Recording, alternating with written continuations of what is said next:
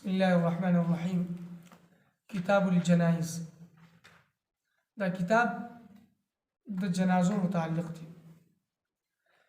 دې نه مخکې د مز مسائل ذکر شول او مز د اقسام، فرایض، واجبات، سنن، نوافل، بیا د هغې په ضمن کې د جمعې، د اخترو، د استسقا د مز او د نور او د سپوږمۍ د بېنوره کېدو چې کوم مز دی د هغې ذکر و.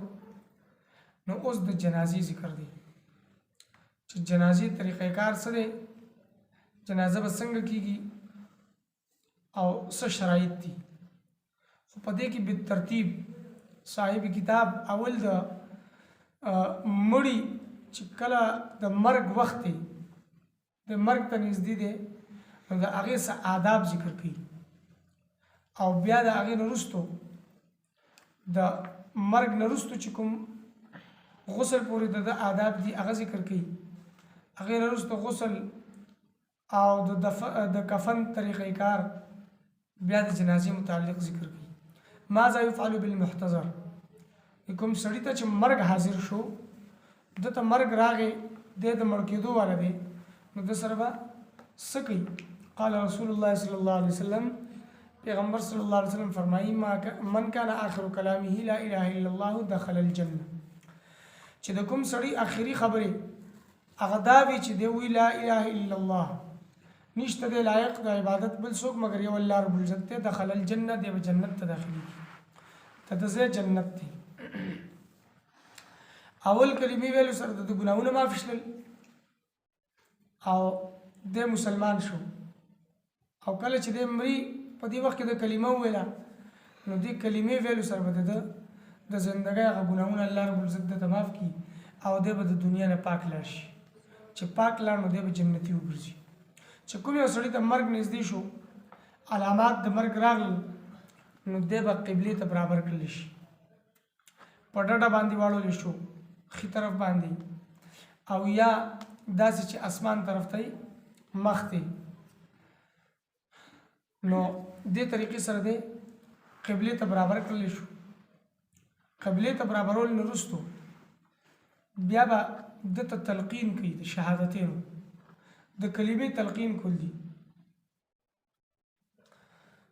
اول د انسان د سملولو طریقې کار، چې د مرګ ته دی نږدې ده، نو د ده طریقې کار دی به څنګه سملولی کېږي، قبلې ته به څنګه برابرېږي.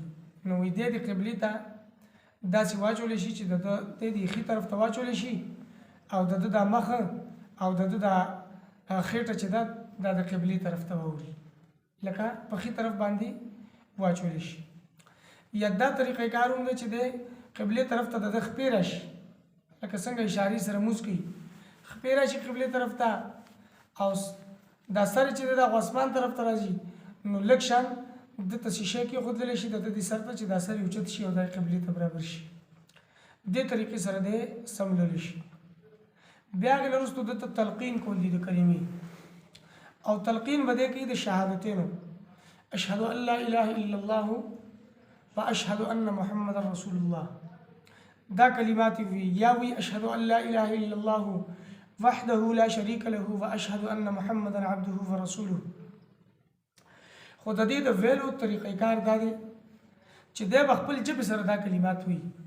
ته چې کوم ژوندی دی، دی به هغه کس ته چې کوم مرګ ته نږدې دی هغه ته خپل ژبې سره وي، دی به اشهد ان لا اله الا الله و اشهد ان محمد رسول الله، دی به دا کلمات ادا کوي، دا الفاظ به دی وي.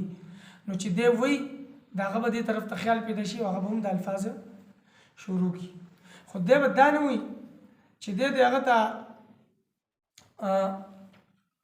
دا وایي چې ته کلمه ووایه، کلمه شهادت وایه یا کلمه وایه، داسې به نه وایي. داسې ویل د ده لپاره جایز نه دي. هغه خو په تکلیف کې دی، هغه په مشقت کې دی، او کېدای شي دې وخت کې هغه خبرې نه شي کولی، صرف سر سره انکار وکړي چې نه وایم کلمه، نو ظاهره ده چې دا ډېر لوی نقصان شو. نو داسې به نه وایي مړي چې کوم مرګ ته نږدې دی هغه ته به داسې نه وایي چې کلمه ووایه یا کلمه شهادت ووایه، بلکې دی به خپل په ژبه باندې دا کلمات جاری کړي، اشهد ان لا اله الا الله وحده لا شریک له واشهد ان محمدا عبده ورسوله. دې طریقې سره د کلمات دا چې خپل په ژبه باندې وي نو د هغه به دې طرف ته خیال داخل شي، دا خیال به راشي او هغه به هم دا کلمات وي. ويستحب ان يدخل عليه احسن اهله واقربائه وجيرانه، او مستحب ده چې د خوا کې د اهل و عیال چې کوم نیک خلق ته هغه حاضر وي، د رشتہ داران وي، د ګاونډیان وي، نیک خلق دته نږدې وي. ويستحب تلاوة سورة ياسين عنده فإنه قد ورد في الخبر ما من مريض. وي دته د سورة ياسين تلاوت دی وکړل شي لکه څنګه په روایتو کې راغلي چې کوم یو مریض ته يقرأ عنده ياسين إلا مات ريان، وي چې نشته یو مریض چې داغه په خوا کې د سورة ياسين تلاوت وکړل شي مگر د چې مړ شو نو دی به موړي تند ولګه بني. وادخل في قبره ريان، قبر ته چې داخله لکېږي نو دی به موړي اوګه وتګه بني. وحشر يوم القيامة ريان، او دی پر ورځ د قیامت چې پورته کړل شي نو بیا به اوګه وتګه نه دی به موړي. چې کوم مریض د سورة ياسين خوا کې ولوسل شي روایتو کې راځي چې مرګ راغی دته نو د تندې حاجت او د لوګي بده حاجت نه راځي. لکه څنګه بعضې خلکو دپاره راځي چې دی به دومره تږی د مرګ په وخت کې که پوره د سمندر اوبه وڅښي خو د دغه تنده به ختمه نه شي. نو چې دته د سورة ياسين تلاوت وشو نو دی به بیا تږی نه مري.